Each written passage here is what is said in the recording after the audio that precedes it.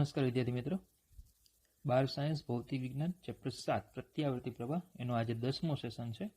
એમાં last topic આપણે ભણવાનો છે ટ્રાન્સફોર્મર. બરાબર, ચાલો તો ધ્યાન આપજો. પહેલા તો લઈએ ટ્રાન્સફોર્મરની વ્યાખ્યા કે કેટલીક વખત જરૂરી મુજબ એસી વોલ્ટેજને એક મૂલ્યથી મોટા કે નાના વોલ્ટેજના મૂલ્યમાં રૂપાંતર કરવું આવશ્યક બને છે. એસી વોલ્ટેજનો વધારો કે ઘટાડો કરી શકાય તેવી રચનાને ટ્રાન્સફોર્મર કહેવાય. જો તમને ખ્યાલ હોય તો આપણે તમને ચેપ્ટર નંબર 3માં આવી ચર્ચા કરી કે ભાઈ ઉકાઈ મથક છે, બરાબર, ત્યાં જે વિદ્યુત પાવર ઉત્પન્ન થાય છે ત્યાં ધારો કે 10,000 વોટનો પાવર ઉત્પન્ન થાય તો એ પાવરને તાર મારફતે વોલ્ટેજ અને પ્રવાહમાં ડિવાઈડ કરીને મોકલવો પડે. ધારો કે 10,000 વોલ્ટ રાખીએ અને 1 એમ્પીયર પ્રવાહ રાખીએ, બરાબર, તો પછી I² આ પ્રમાણે ઉષ્મા ઉર્જા અહીંયા ઉત્પન્ન થશે. એની જગ્યાએ જો આપણે બરાબર 1 લાખ વોલ્ટ કરી નાખીએ તો પછી 0.1 એમ્પીયર પ્રવાહ થાય, બરાબર. તો પછી એનો મતલબ કે 1/10² એટલે કે 1/100, મતલબ કે ઉષ્મા ઉર્જા પહેલા ઉત્પન્ન થતી એની કેવી થઈ જાય, 100માં ભાગની થઈ જાય, બરાબર. તો પછી વોલ્ટેજને શું કરવો પડે, આપણે અપ કરવો પડે, વોલ્ટેજને અપ કરવો પડે, બરાબર. સેમ હવે આ જ વોલ્ટેજ જ્યારે સુરત પહોંચશે તો આપણા ઘરે તો કેટલો વોલ્ટેજ જોઈએ, 230 કે 240 વોલ્ટની ઘરમાં જરૂર હોય. તો આ વોલ્ટેજને પાછો શું કરવો પડે, ડાઉન કરવો પડે. તો અહીંયા અપ કરવો પડે ને અહીંયા શું કરવો પડે, ડાઉન કરવો પડે. તો આ રીતે વોલ્ટેજને અપ વધારવો કે વોલ્ટેજને ઘટાડો કરી આપતી રચનાને શું કહેવામાં આવે, ટ્રાન્સફોર્મર કહેવામાં આવે. વોલ્ટેજનો વધારો કે વોલ્ટેજનો ઘટાડો કરી આપતી રચના એને કહેવામાં આવે ટ્રાન્સફોર્મર. બોલજો, ખબર પડી આટલી? ઓકે, ચાલો એની પછી છે એનો સિદ્ધાંત. તો તે અન્ય પ્રેરણા સિદ્ધાંત પર ટ્રાન્સફોર્મર કાર્ય કરે છે. હવે અન્ય પ્રેરણાનો સિદ્ધાંત એટલે કયો સિદ્ધાંત, તો સમજો આપણે આવું ભણી ગયા હતા ચેપ્ટર નંબર 6માં કે ધારો કે મારી પાસે આ એક ગૂંચળું છે અને એની જ નજીક મેં આવું બીજું ગૂંચળું મૂકેલું છે. આમાંથી હું પ્રવાહ પસાર કરું, હવે આમાં ધારો કે ગેલોનોમીટર જોઈન્ટ કરેલું હોય તો આનું જે ચુંબકીય ક્ષેત્ર ઉત્પન્ન થશે, બરાબર, એની જે ક્ષેત્ર રેખાઓ છે, ચુંબકીય ક્ષેત્ર જે ઉત્પન્ન થાય એની ક્ષેત્ર રેખાઓ જે છે, બરાબર, એ શું થશે તો કે બીજા ગૂંચળા સાથે સંકળાય. જો આમાં પ્રવાહમાં ફેરફાર કરવામાં આવે, આ પ્રવાહમાં ફેરફાર થાય તો આની સાથે સંકળાયેલા ચુંબકીય ફ્લક્સ ફાઈમાં પણ શું થાય, ફેરફાર થાય અને પરિણામે આ ગૂંચળામાં EMF પ્રેરિત થાય, જેના આપણે ઘટનાને અન્ય પ્રેરણ કહીએ છીએ. ઘટનાને આપણે શું કહીએ છીએ, અન્ય પ્રેરણ. બોલો, ખબર પડે, બરાબર. અને જે EMF પ્રેરિત થાય એને કહીએ છીએ આપણે પ્રેરિત EMF. તો સેમ આ જ રચના, આ જ સિદ્ધાંત ઉપર એ આપણું ટ્રાન્સફોર્મર કાર્ય કરે છે કે એમાં પણ બે ગૂંચળા હોય છે, એકમાંથી પ્રવાહ પસાર થાય ને બીજા સાથે સંકળાયેલું ફ્લક્સ, અને એમાં આપણને EMF મળે. ચલો, ખબર પડી આટલી? ઓકે, ચલો, આ થઈ ગયો સિદ્ધાંત. એની પછી લઈએ રચના. હવે બેઝિકલી ટ્રાન્સફોર્મરમાં બે પ્રકારની આવી રચનાઓ જોવા મળે છે, બરાબર, કે આ રીતે જે ઈ આકારની પ્લેટો તૈયાર કરવામાં આવે આ રીતે, બરાબર, અને એને એકબીજા ઉપર આમ મૂકવામાં આવે, બરાબર, અથવા તો બરાબર આ રીતે પ્લેટો હોય છે જેને એકબીજાની ઉપર મૂકવામાં આવે છે અને આ રીતે ગર્ભભાગ તૈયાર કરવામાં આવે. આખો શું થઈ ગયો, ગર્ભભાગ તૈયાર થઈ ગયો, બરાબર. હવે એની ઉપર અહીંયા કૂચડું વીંટાળવામાં આવે, એક કૂચડું આ રીતે વીંટાળવામાં આવે, બીજું કૂચડું અહીંયાથી વીંટાળવામાં આવશે. એટલે આ એક કૂચડાના છેડા, બીજા કૂચડાના છેડા, અહીંયા બે અલગ અલગ હોય આ રીતે, બરાબર. ચાલો, તો એક કૂચડું જે છે એને પ્રાથમિક કૂચડું કહેવાય, બીજા કૂચડાને ગૌણ કહેવાય. એકને પ્રાથમિક કહેવાય અને બીજાને ગૌણ કહેવાય, બરાબર. તો બસ આટલી સાદી સિમ્પલ રચના છે. પ્રાથમિક કૂચડું જે છે એમાં આટાની સંખ્યા આપણે ધારો કે NP લઈશું અને ગૌણ કૂચડામાં આટાની સંખ્યા NS લેવામાં આવે, બરાબર. તો જો ટ્રાન્સફોર્મરમાં એકબીજાથી અલગ કરેલ બે ગૂંચળાનું જોડકું હોય છે. એકબીજાથી અલગ કરેલ મતલબ કે શું, તો કે ભાઈ એની ઉપર કોટિંગ કરેલું હોય અવાહક દ્રવ્યનું, જેથી કરીને એક તાર જે છે એની એકબીજાની અસર ન થાય, એમ વિદ્યુતીય સંપર્કમાં ન આવે. ફિઝિકલ સંપર્કમાં ભલે હોય પણ વિદ્યુતીય સંપર્કમાં ન હોવા જોઈએ. તેને નરમ લોખંડના ગર્ભ પર, નરમ લોખંડનો ગર્ભ એટલે આ જે આપણે બ્લુ કલરનો ભાગ દેખાય છે એ નરમ લોખંડ છે. નરમ લોખંડ કેમ, તો કે નરમ લોખંડ આપણે ભણી ગયા એ સોફ્ટ ફેરોમેગ્નેટિક પદાર્થ છે. એ સોફ્ટ ફેરોમેગ્નેટ છે, બરાબર. અને એને પરિણામે આપણે એવું ભણી ગયા હતા કે ફેરોમેગ્નેટિક પદાર્થમાં શું હોય, એને બાહ્ય ચુંબકીય ક્ષેત્રમાં મૂકો તો ચુંબકીય ક્ષેત્ર રેખાઓ એની અંદરથી પસાર થાય એટલે મોટા ભાગની ક્ષેત્ર રેખાઓ એની પોતાની સાથે સંકળાય. પરિણામે આમાં જે ચુંબકીય ક્ષેત્ર ઉત્પન્ન થશે એને મોટા ભાગનું જે ચુંબકીય ક્ષેત્ર છે એ શું થાય, એની પોતાની સાથે સંકળાયેલું રહે. પરિણામે લીકેજ ન થાય. બરાબર. તો એટલા માટે નરમ લોખંડનો ઉપયોગ કરવામાં આવે. પર આકૃતિ એ મુજબ એકબીજાની ઉપર એટલે કે આ રીતે, અથવા આકૃતિ બી મુજબ ગર્ભના બે અલગ અલગ ભાગો પર વીંટાળેલા હોય છે. અલગ અલગ ભાગો પર વીંટાળેલા હોય. તે પૈકીની એક કોઇલને શું કહેવામાં આવે, પ્રાથમિક અથવા પ્રાઇમરી, જેમાં આટાની સંખ્યા લેવાની એનપી, અને બીજી કોઇલને કહેવામાં આવે ગૌણ અથવા સેકન્ડરી, એમાં આટાની સંખ્યા લેવાની એનએસ. ઘણી વખત ટ્રાન્સફોર્મર માટે પ્રાઇમરી કોઇલને ઇનપુટ કોઇલ અને સેકન્ડરી કોઇલને આઉટપુટ કોઇલ પણ કહે છે. બરાબર. આને ઘણી વખત શું કહેવામાં આવે, ઇનપુટ કહેવામાં આવે, અને ઘણી વખત આઉટપુટ કહેવામાં આવે. બોલો, ખબર પડે? ઘણી વખત એને શું કહેવામાં આવે, ઇનપુટ, અને એકને કહેવામાં આવે આઉટપુટ. બોલજો, ખ્યાલ આવ્યો આટલો? ઓકે, ચાલો એની પછી આ થઈ ગઈ રચના.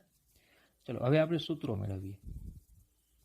તો આદર્શ ટ્રાન્સફોર્મર માટે જરૂરી સૂત્રો મેળવો. આદર્શ ટ્રાન્સફોર્મરની આપણે ચર્ચા કરીએ છીએ કે જેમાં કોઈ ઉર્જાનો વ્યય ન થાય. કોઈ પણ ઉર્જાનો વ્યય ન થાય, એટલે પાવરનો વ્યય ન થાય એવો ટ્રાન્સફોર્મર એટલે આદર્શ ટ્રાન્સફોર્મર. તો ચલો આપણે આ રીતે ટ્રાન્સફોર્મર લઈએ. પ્રાથમિક ગૂંચળું છે, અહીંયા ગૌણ ગૂંચળું છે. બરાબર. તો જ્યારે પ્રાઇમરી કોઇલને પ્રત્યાવર્તી વોલ્ટેજ લાગુ પાડવામાં આવે, મતલબ કે આને જ્યારે આપણે વોલ્ટેજ આપીશું આ રીતે, ત્યારે પરિણામી પ્રવાહ પ્રત્યાવર્તી ચુંબકીય ફ્લક્સ ઉત્પન્ન કરશે. પ્રત્યાવર્તી એટલે શું? આપણે એસી વોલ્ટેજ આપીએ છીએ, જે એસી પ્રવાહ કે એસી વોલ્ટેજ છે એ વધતો ઘટતો દિશા બદલતો પ્રવાહ છે. હવે એને પરિણામે પ્રત્યાવર્તી ચુંબકીય ફ્લક્સ ઉત્પન્ન થશે. ચુંબકીય ફ્લક્સ વધે, મહત્તમ થાય, ઘટે, દિશા બદલાવે એ રીતે. બરાબર. જે ગૌણ ગૂંચળા સાથે સંકળાય છે, એટલે કે આનું જે પ્રાથમિક ગૂંચળામાં જે બરાબર ફ્લક્સ ઉત્પન્ન થાય છે, એ જે ફ્લક્સ છે એ ક્યાં સંકળાય છે? આ ગૌણ ગૂંચળું જે છે એની સાથે સંકળાય છે, અને તેમાં શું ઉત્પન્ન કરે છે? ઈએમએફ. તેમાં ઈએમએફ પ્રેરિત કરે છે. આ પ્રેરિત ઈએમએફના મૂલ્યનો આધાર ગૂંચળાના આટાની સંખ્યા પર છે, કારણ કે આપણે સૂત્ર ખબર છે, NE - N dφ/dt. તો EMF E is proportional to N. તો આટાની સંખ્યા કેટલી છે એની પર આધાર રાખે. આદર્શ ટ્રાન્સફોર્મરમાં પ્રાઇમરી કોઇલને એટલે કે પ્રાથમિક કોઇલને અવગણી શકાય તેટલો અવરોધ છે. પ્રાઇમરી કોઇલ જે છે આ બરાબર પ્રાથમિક ગૂંચળું જે છે એનો અવરોધ આપણે અવગણી શકીએ એટલો ઓછો હોય છે. અને ગર્ભમાં રહેલ બધું જ ચુંબકીય ફ્લક્સ પ્રાથમિક અને ગૌણ બંનેના આટા સાથે સંકળાય છે. તો આદર્શ ટ્રાન્સફોર્મરમાં શું હોય? પ્રાઇમરી કોઇલનો અવરોધ લગભગ 0 હોય, અને જે કંઈ પણ ચુંબકીય ક્ષેત્ર છે એ બધું ચુંબકીય ફ્લક્સ એ પ્રાથમિક અને ગૌણ એ બંને સાથે જ સંકળાયેલું રહે. મતલબ કે આજે આપણો નરમ લોખંડ છે એમાં જ સંકળાયેલું રહે, આમ બહાર ક્યાંય વિખાઈ જાય નહીં. બરાબર. એ આદર્શ ટ્રાન્સફોર્મર થઈ ગયું. ચાલો હવે ધારો કે આપણે પ્રાઇમરી છે બરાબર, એને આપણે વોલ્ટેજ સાથે જોઈન કરીએ છીએ, ધારો કે વીપી, અને સેકન્ડરીમાં વોલ્ટેજ મળે છે આપણને વીએસ. બરાબર. તો હવે આપણે ભણી ગયા છીએ ઈએમએફ. તો અહીંયા ઈએમએફ ઈપી કહેવાય, અહીંયા ઈએમએફ ઈએસ કહેવાય. તો હવે અહીંયા ઈપી ઇક્વલ ટુ જ વીપી, અને અહીંયા પણ ઈએસ ઇક્વલ ટુ જ વીએસ. હવે કેમ સમજો? ઈપી બરાબર વીપી. જો આવું ન હોય તો પ્રાઇમરીના શૂન્ય અવરોધને કારણે આપણે શું કીધું આગળ, કે પ્રાઇમરીનો અવરોધ એપ્રોક્સિમેટલી ઇક્વલ ટુ 0, કારણે પ્રવાહ અનંત બની જાય છે. જો અવરોધ 0 હોય તો આમાં પ્રવાહ કેવો બની જવાનો? અનંત. બોલો, ખબર પડે? એટલે કે ઈપી અને વીપી બંને કેવા હોય? ઇક્વલ. એટલે ટૂંકમાં ટર્મિનલ વોલ્ટેજ અને ઈએમએફ એ બંને કેવા હોય છે? ઇક્વલ હોય છે. ટર્મિનલ વોલ્ટેજ અને ઈએમએફ બંને કેવા? ઇક્વલ, કારણ કે V equal to E minus IR છે.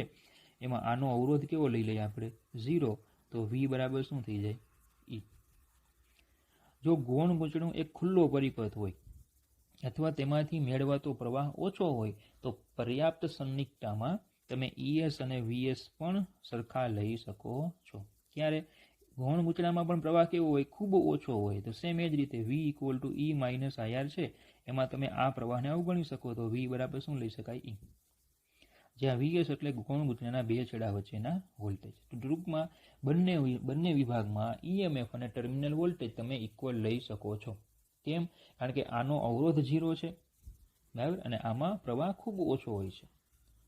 બોલો, ખબર પડે? કારણ કે આપણે જો આને જે વોલ્ટેજ છે ને કાં તો સ્ટેપ અપ કરતા હોય કાં સ્ટેપ ડાઉન કરતા હોય છે, તો પ્રવાહમાં આપણે વોલ્ટેજમાં ફેરફાર કરતા હોય અને સાથે પ્રવાહમાં ફેરફાર થાય. તો અહીંયા રચના બેઝિકલી એવી જ હોય છે કે ગૌણ ગૂંચળામાં પ્રવાહ કેવો રહીએ? ઓછો રહીએ. બરાબર, તો તમે એને અવગણી શકો. ટૂંકમાં યાદ શું રાખવાનું કે EP ઇક્વલ ટુ VP અને ES equal to VS. EP equal to VP લેવાનું કારણ શું? તો કે અવરોધ 0 તે. અને ES ઇક્વલ ટુ VS લેવાનું કારણ શું? તો કે પ્રવાહ ખૂબ નાનો. બરાબર, ચાલો એની પછી આગળ લઈએ. તો હવે આપણે અહીંયા જે બંને જે છે આ, બરાબર, એના આપણે ધારો કે સૂત્રો લઈ લઈએ કે ધારો કે આમાં આટાની સંખ્યા જે છે, બરાબર, ધ્યાન આપજો, આમાં બંનેના વોલ્ટેજના સૂત્રો લઈએ કે ધારો કે આમાં આટાની સંખ્યા ધારો કે પ્રાઇમરી છે તો એમાં NP છે. બરાબર, તો પછી EP અથવા તો VP equal to -NP dφ/dt. આને કહી દઉં સમીકરણ નંબર 1. અને આમાં આટાની સંખ્યા ધારો કે NS છે તો ES equal to -NS dφ/dt. સમીકરણ નંબર 2. બંનેમાં ફ્લક્સ તો એક સરખું સંકળાયેલું છે, બંને જે છે એમાં ફ્લક્સ તો એક સરખું સંકળાયેલું રહેવાનું જ છે. બોલજો, ખબર પડી આટલી? ઓકે, ચાલો તો સમીકરણ 1 અને 2 ને જો આપણે સરખાવી દઈએ, સમીકરણ 1 અને 2 જે છે, બરાબર, એને સરખાવીએ તો આપણે આવું લખી શકીએ કે એક તો પહેલાં VP equal to -NP dφ/dt અને VS equal to -NS dφ/dt. ચલો શું કર્યું અહીંયા? તો કે VP approximately equal to EP અને VS approximately equal to ES. તો પછી આપણે આવું લખી શકીએ કે NP અથવા તો VS બાય VP કરીએ તો આવશે NS બાય NP. આને કહી દઉં સમીકરણ નંબર 3. બરાબર, તો આપણે ટ્રાન્સફોર્મર માટે આ સૂત્ર યાદ રાખવાનું છે. આપણી બુકમાં એક દાખલો નથી આપ્યો આપણને, બરાબર, પણ આના MCQ તમે જોશો. ચલો, 3 ધારણાઓના આધારે આ સમીકરણ મેળવેલું છે એમ કીધું છે. કઈ કઈ 3 ધારણાઓ આપણે આમાં લીધી? તો કે પ્રાઇમરી કોઇલમાં પ્રવાહ અને તેનો અવરોધ નાના. બોલજો, પ્રાઇમરી કોઇલમાં આપણે કીધું કે અવરોધ જે છે એનો ખૂબ ઓછો, લગભગ 0. પ્રાઇમરી અને સેકન્ડરી ગૂંચળામાં આટારીત સમાન ફ્લક્સ સંકળાય, કારણ કે બંનેમાં ફ્લક્સ પાઈ લીધું, કારણ કે ખૂબ ઓછું ફ્લક્સ ગર્ભમાંથી છટકે છે. અને સેકન્ડરી કોઇલમાં પ્રવાહનું મૂલ્ય ઓછું. બોલજો, ખ્યાલ આવી ગયો? આ 3 કન્ડિશનના આધારે આપણે આ સમીકરણ મેળવ્યું. પ્રાઇમરીમાં પ્રવાહ અને વોલ્ટેજ ખૂબ નાના, પ્રવાહ અને અવરોધ ખૂબ નાના, ફ્લક્સ બંનેમાં એક સરખું સંકળાય, અને સેકન્ડરીમાં પ્રવાહ નાનો. ઓકે, એને આધારે આપણે આ સૂત્ર મેળવ્યું. ચાલો હવે ચર્ચા કરીએ આપણે પાવર. બરાબર, તો ટ્રાન્સફોર્મર 100% ક્ષમતાવાળું હોય. 100% ક્ષમતાવાળું ટ્રાન્સફોર્મર એટલે કે આદર્શ ટ્રાન્સફોર્મર. કેવું ટ્રાન્સફોર્મર? આદર્શ, કે જેમાં પાવર વ્યય થાય નહીં. તો પછી ઇનપુટ પાવર અને આઉટપુટ પાવર કેવો હોય? સરખો. એટલે આપણે આવું લખી શકીએ કે ઇનપુટ પાવર બરાબર આઉટપુટ પાવર. હવે પાવર P બરાબર VI આવે તો પછી લખી શકાય IPVP equal to IS VS. તો પછી VS ના છેદમાં VP ઇક્વલ ટુ IP ના છેદમાં IS. સમીકરણ નંબર 4. હવે પણ વાસ્તવિક ટ્રાન્સફોર્મર જે છે, વાસ્તવિક ટ્રાન્સફોર્મર, એમાં થોડી ઉર્જાનો તો વ્યય હંમેશા થવાનો જ છે. છતાંય સારી રીતે ડિઝાઇન કરેલા ટ્રાન્સફોર્મરની ક્ષમતા 95% કરતાં વધુ હોય છે. ડિઝાઇન એટલે રચના. જો સમજો કે આપણે અહીંયા જે 2 રચનાઓ જોઈ, બરાબર, કે ભાઈ બંને રચના છે એમાં ફાયદો શેમાં થાય? તો જો અહીંયા ગૂંચળાઓ છે નજીક નજીક છે, જેથી ફ્લક્સ બધું સંકળાય, પ્રાઇમરીનું બધું ફ્લક્સ ગૌણ સાથે સંકળાય. જ્યારે આમાં ગૂંચળાઓ કેવા છે? દૂર દૂર છે, એટલે ફ્લક્સ ઓછું સંકળાય. તો સીધી વાત છે કે આ રચના જે છે એની જે કાર્યક્ષમતા હશે એની કરતાં, બોલો, આની કાર્યક્ષમતા કેવી હશે? વધારે જ હશે. આ રચનાની જે કાર્યક્ષમતા છે એની કરતાં આની કાર્યક્ષમતા કેવી હશે? વધારે જોવાની. તો આમ જે રચના છે, ડિઝાઇન, જે ગર્ભ છે એની ડિઝાઇન તમે એવી રીતે તૈયાર કરો અને જેથી કરીને વ્યય કેવું કરી શકો? ઘટાડી શકો. બરાબર, તો કાર્યક્ષમતા તમે 95% કરતાં વધુ લાવી શકો છો. તો ચલો સમીકરણ 3 અને 4. બરાબર, સમીકરણ 3 આપણું છે અહીંયા VS/VP તો NS/NP, અને અહીંયા આપ્યું IP/IS. તો ભેગા કરી દો તો આવશે VS/VP equal to NS/NP equal to IP/IS. તો ચલો આ થઈ ગયું ફાઇનલ સમીકરણ, અને આ સમીકરણ તમારે યાદ રાખવાનું છે. બરાબર, ચલો અહીં AC સ્ત્રોતની આવૃત્તિ જેટલી જ આવૃત્તિથી I અને V બંને દોલનો કરે છે, તેથી સમીકરણ 5 એટલે કે જે આ સમીકરણ છે તે 5 અનુરૂપ રાશિઓના કંપ વિસ્તાર અથવા આરએમએસ મૂલ્યનો ગુણોત્તર પણ આવે છે. મતલબ કે તમે વોલ્ટેજ છે એમાં તમે મહત્તમ મૂલ્ય લો કે આરએમએસ મૂલ્ય લો, કંઈ ફરક નહીં પડે. પ્રવાહ છે એમાં તમે એનું મહત્તમ મૂલ્ય લો કે આરએમએસ મૂલ્ય લો, સમીકરણ સેમ લાગુ પડે. બરાબર, તમે VM/VP કરો કે પછી બરાબર VRMS/IRMS કરો, સોરી VRMS/VRMS ઓફ S ના છેદમાં VRMS ઓફ P કરો, સમીકરણમાં કંઈ ફરક પડવાનો નથી, ગુણોત્તરમાં કશો ફરક પડવાનો નથી. ટૂંકમાં જો મહત્તમ મૂલ્ય આપ્યા હોય તો મહત્તમ એપ્લાય કરી શકો, અને જો આરએમએસ મૂલ્ય આપ્યા હોય તો આરએમએસ લઈ શકો. બરાબર, ચાલો એની પછી છે ટ્રાન્સફોર્મરના પ્રકાર. હવે સમજો, 2 પ્રકારના ટ્રાન્સફોર્મર હોય છે. પહેલું ટ્રાન્સફોર્મર લઈએ આપણે કે ધારો કે મારી પાસે એક એવું ટ્રાન્સફોર્મર છે જેમાં NS is greater than NP છે, એટલે કે સેકન્ડરીમાં આટાની સંખ્યા વધારે અને પ્રાઇમરીમાં ઓછી. તો NS/NP ઇઝ ગ્રેટર ધેન 1 થાય. હવે NS/NP એટલે VS/VP ઇઝ ગ્રેટર ધેન 1. તો એનો મતલબ કે VS is greater than VP. તો પ્રાઇમરીમાં વોલ્ટેજ હોય એની કરતાં સેકન્ડરીમાં વોલ્ટેજ કેવો વધારે, તો વોલ્ટેજ વધ્યો, તો આવા ટ્રાન્સફોર્મરને સ્ટેપ અપ ટ્રાન્સફોર્મર કહેવાય. શું કહેવાય? સ્ટેપ અપ ટ્રાન્સફોર્મર કહેવાય. બરાબર, ચલો VS/VP ગ્રેટર ધેન 1, તો એનો મતલબ કે ભાઈ IP/IS ઇઝ ગ્રેટર ધેન 1, તો IP is greater than IS. તો જો વોલ્ટેજ સ્ટેપ અપ થયો તો કરંટ જો સ્ટેપ ડાઉન થયો. પ્રાઇમરી કરતાં સેકન્ડરીમાં કેવો થાય? ઓછો. તો હવે ધારો કે મારી પાસે પ્રાઇમરી ગૂંચળું બનાવવા અને સેકન્ડરી ગૂંચળું બનાવવા માટે તાર હોય, એક જાડો હોય ને એક પાતળો હોય, તો મારે કયો તાર એમાં વાપરવો જોઈએ? કયો તાર મારે વાપરવો જોઈએ? તો જો સીધી વાત છે કે પ્રાઇમરીમાં પ્રવાહ કેવો છે? વધારે. પ્રવાહ વધારે છે તો પછી મારે એમાં જાડો તાર વાપરવો જોઈએ. જો હું એમાં પતલો તાર વાપરીશ તો I2RT પ્રમાણે ઉષ્મા ઊર્જા ઉત્પન્ન થાય અને તાર પીગળી જશે. જ્યારે સેકન્ડરીમાં પાતળો તાર હોય તો પણ ચાલે. સેકન્ડરીમાં તાર પાતળો હોય તો પણ ચાલે. તો ટૂંકમાં હવે સ્ટેપ અપ ટ્રાન્સફોર્મરમાં શું હોય? તો કે સ્ટેપ અપ ટ્રાન્સફોર્મરમાં બરાબર આ એની લાક્ષણિકતા સ્ટેપ અપની. સેકન્ડરીમાં આટાની સંખ્યા વધારે રાખો અને સેકન્ડરી જે છે એનો તાર કેવો રાખો? પાતળો રાખો. પ્રાઇમરીમાં આટાની સંખ્યા ઓછી રાખો અને તાર જાડો રાખો. આટાની સંખ્યા ઓછી ને તાર જાડો. પહેલામાં આટાની સંખ્યા વધારે ને તાર પાતળો. ચલો, આ થઈ ગયું સ્ટેપ અપ.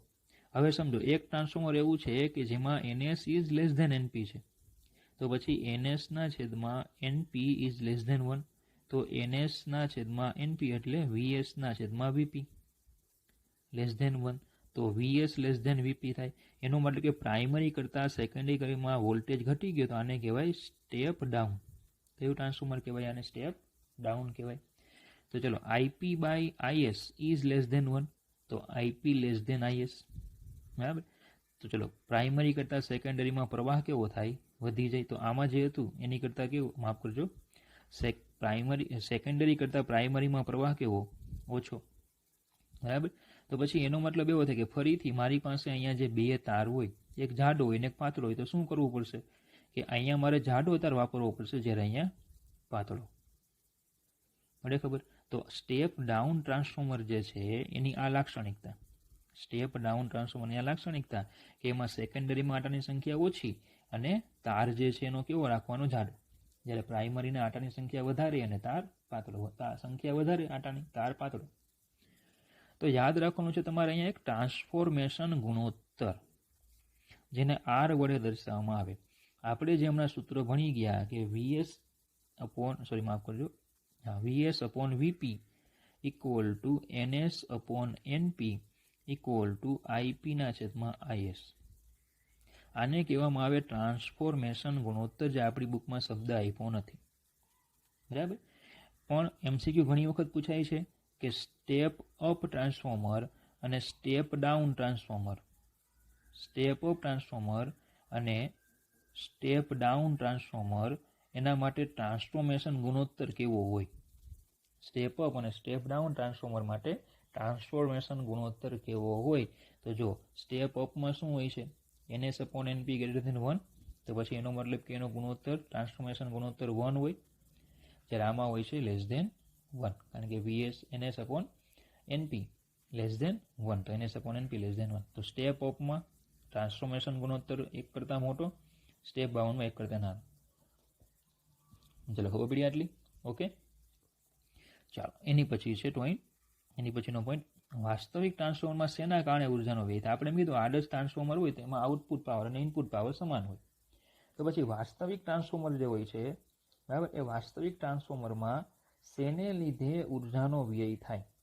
વાસ્તવિક ટ્રાન્સફોર્મર જે છે એમાં શેને લીધે ઉર્જાનો વ્યય થાય? તો આપણે એની ચર્ચા કરવાની છે. બરાબર. તો પહેલાં તો વ્યય થાય ફ્લક્સ લીકેજ. તો એ તમને મેં આગળ સમજાવ્યું કે ગર્ભની ડિઝાઇન, બરાબર, આપણે જે મને આગળ ભણી ગયા, આખી આકૃતિ ભણી ગયા, બરાબર, કે ભાઈ આ જે છે ડિઝાઇન, એની કરતાં આ ડિઝાઇન વધુ બેટર છે.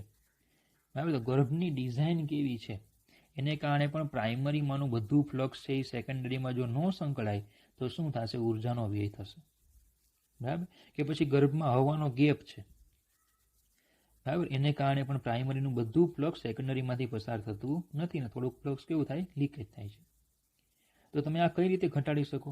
તો તમને કીધું કે ભાઈ ગૂંચળું જે છે નજીક નજીક વીંટાળો, જે આપણે ફર્સ્ટ ડિઝાઇનમાં છે તે, કે પ્રાઇમરી અને સેકન્ડરીને એકબીજા પર વીંટાળીને આ લીકેજ ઘટાડી શકાય. એટલે તમને ઉપાય પણ આપ્યા છે. બીજું છે વાઇન્ડિંગનો અવરોધ. કારણ કે આપણે ગૂંચળું લઈએ છીએ તો એને કંઈ ને કંઈ તો અવરોધ હોવાનો સીધી વાત છે. બરાબર. તો વાઇન્ડિંગમાં વપરાતા તારને કેટલોક અવરોધ હોય, તેથી તારમાં ઉદ્ભવેલ ઉષ્મા I²RT પ્રમાણે વ્યય થવાની જ છે. હવે આનું નિવારણ શું? તો કે વધારે પ્રવાહ અને નાનો વોલ્ટેજવાળા વાઇન્ડિંગમાં જાડા તારનો ઉપયોગ કરીને આ વ્યય લઘુત્તમ કરી શકાય. જેમાં પ્રવાહ વધારે હોય અને વોલ્ટેજ ઓછો હોય. કેમાં ઓછો હશે? તો કે સ્ટેપ ડાઉન. એમાં વોલ્ટેજ કેવો હશે? ઘટે. જોકે એમ તો સ્ટેપ અપ ને સ્ટેપ ડાઉન બંનેમાં વોલ્ટેજ ઓછો હોય, પણ જો આપણે શું કીધું? પ્રવાહ જેમાં વધારે હોય અને વોલ્ટેજ જેમાં ઓછો હોય. તો જો અહીંયા આપણે ધારો કે ધ્યાનમાં લઈએ તો આમાં પ્રવાહ વધારે તો એમાં વોલ્ટેજ ઓછો, એટલે IP અને NP એટલે કે કયો આપણે થઈ ગયો? પ્રાઇમરી. એટલે સ્ટેપ અપમાં કયું લેવાનું? પ્રાઇમરી. બરાબર. ચલો અહીંયા NS વોલ્ટેજ ક્યાં વધારે છે આપણો?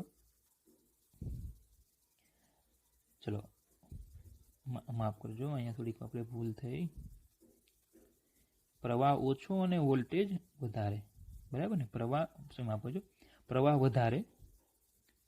વધારે અને વોલ્ટેજ ઓછો. ઓકે, રેડી જતું. બરાબર.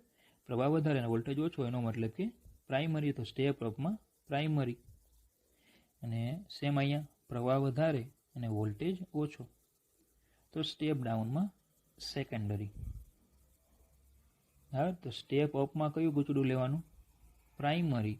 અને સ્ટેપ ડાઉનમાં કયું લેવાનું? સેકન્ડરી. તો એમાં શું હોવું જોઈએ? તાર કેવો હોવો જોઈએ? જાડો. તો જો આપણે ચર્ચા કરી હતી કે આનો તાર પાતળો, તો આનો તાર કેવો રાખવો પડે? જાડો. જો છે જાડો તાર અહીંયા, સેમ અહીંયા તાર કીધું આપણે જાડો છે એમ. બરાબર. તો એવું આપણે સેટ કરીને ઉર્જાનો વ્યય આપણે શું કરી શકીએ છીએ? ઘટાડી શકીએ છીએ, લઘુત્તમ કરી શકીએ છીએ.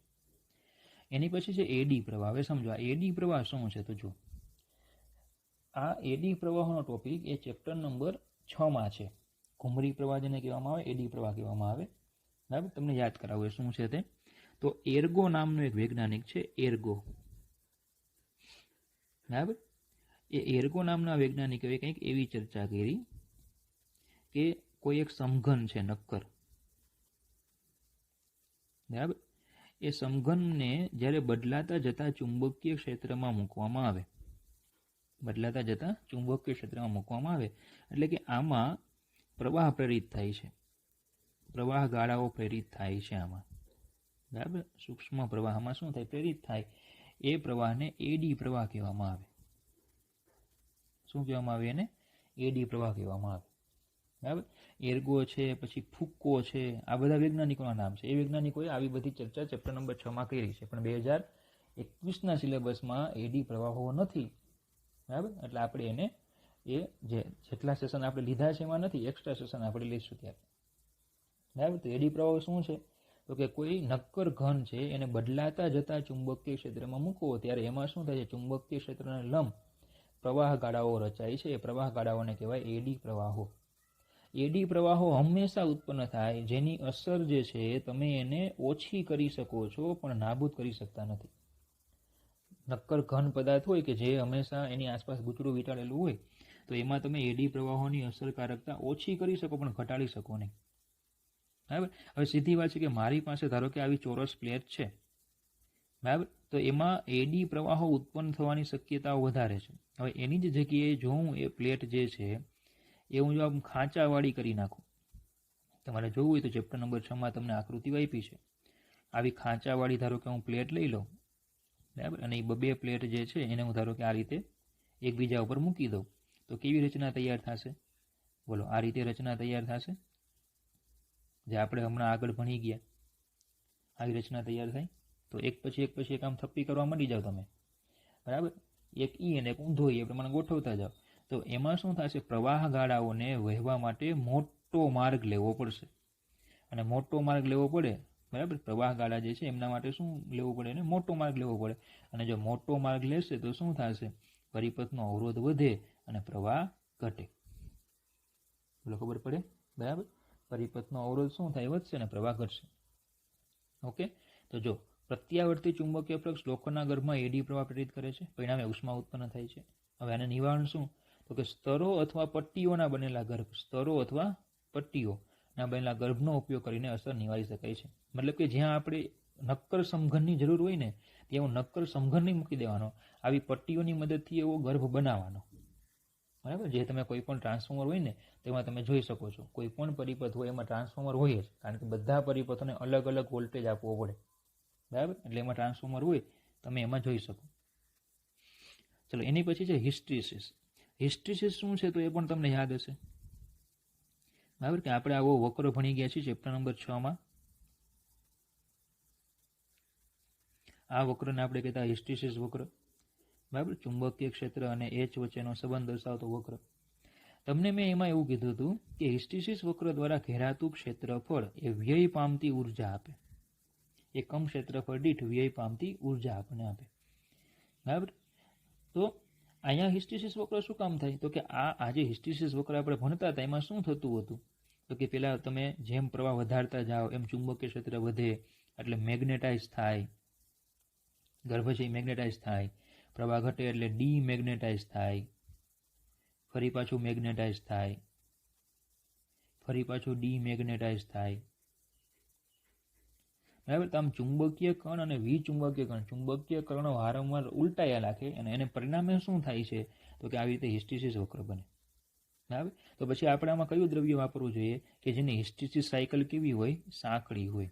હિસ્ટ્રીસિસ સાયકલ જેની સાંકડી હોય એવું દ્રવ્ય આપણે વાપરવું જોઈએ. અને આપણે બોલો કયું દ્રવ્ય વાપર્યું? નરમ લોખંડ. નરમ લોખંડ જે છે, બરાબર, જે સોફ્ટ ટ્રોમેગ્નેટિક પદાર્થ છે એમાં હિસ્ટ્રીસિસ સાયકલ કેવી હોય છે? સાંકડી હોય છે, જેથી કરીને ઉર્જાનો વ્યય ઓછો થાય. તો જો પ્રત્યાવર્તી ચુંબકીય ક્ષેત્રને કારણે ગર્ભનું ચુંબકીય કણ વારંવાર ઉલટાઈ જાય, પરિણામે ગર્ભમાં ખર્ચાતી ઉર્જા ઉષ્મા રૂપે વિખાઈ જાય છે.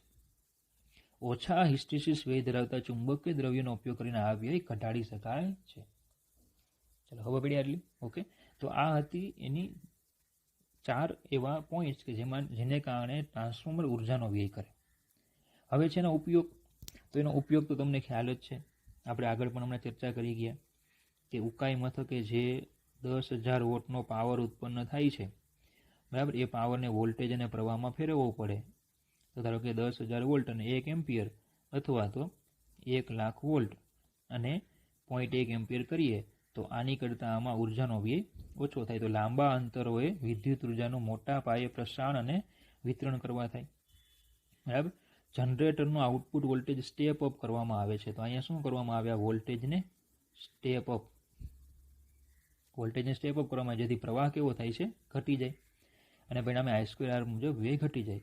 ત્યારબાદ તેને લાંબા અંતરે ગ્રાહકોની નજીકના વિસ્તારમાં સબ સ્ટેશન સુધી પહોંચાડવામાં આવે. હવે જે વોલ્ટેજ આવ્યો એને પછી લાંબા અંતરોએ, બરાબર, જે કંઈ સબ સ્ટેશન હોય એ સબ સ્ટેશનમાં પહોંચાડવામાં આવે, એટલે કે ઉર્જા સધન જે આપણું છે, બરાબર, ત્યાં એને પહોંચાડવામાં આવે. બરાબર, ત્યાં વોલ્ટેજ સ્ટેપ ડાઉન કરવામાં આવે. કેમ? કારણ કે ઘરમાં કેટલું જોઈએ આપણે? 240 વોલ્ટ, એટલે વોલ્ટેજ અહીંયા થોડો કેવો થાય? સ્ટેપ ડાઉન થશે. એક વખત સ્ટેપ ડાઉન થાય, પછી સોસાયટીમાં આવે, ત્યાં બીજી વખત સ્ટેપ ડાઉન થાય.